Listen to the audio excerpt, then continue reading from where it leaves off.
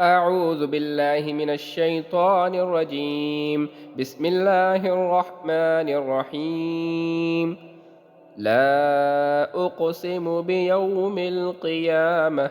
ولا أقسم بالنفس اللوامة. أيحسب الإنسان أن لن نجمع عظامه بلى قادرين على أن نسوي بنانه بل يريد الإنسان ليفجر أمامه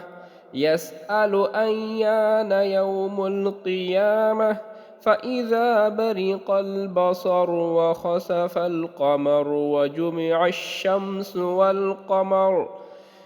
يقول الإنسان يومئذ أين المفر كلا لا وزر إلى ربك يومئذ المستقر ينبأ الإنسان يومئذ بما قدم وأخر بل الإنسان على نفسه بصيرة ولو ألقى معاذيره لا تحرك به لسانك لتعجل به إن علينا جمعه وقرآنه فإذا قرأناه فاتبع قرآنه ثم إن علينا بيانه كلا بل تحبون العاجلة وتذرون الآخرة وجوه يومئذ ناظرة إلى ربها ناظرة ووجوه يومئذ باسرة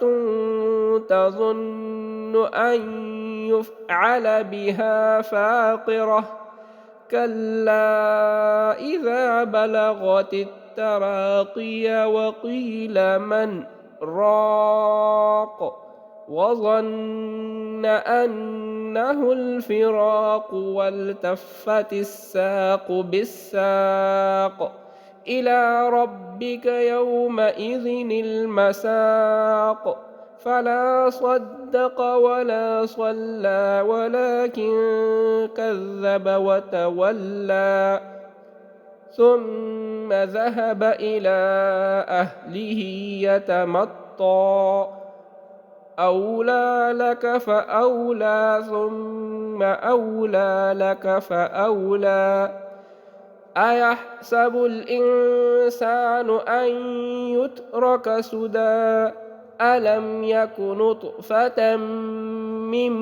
مني يمنى ثم كان علقة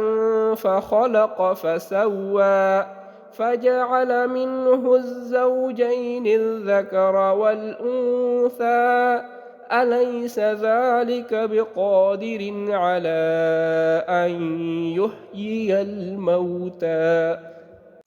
صدق الله العظيم.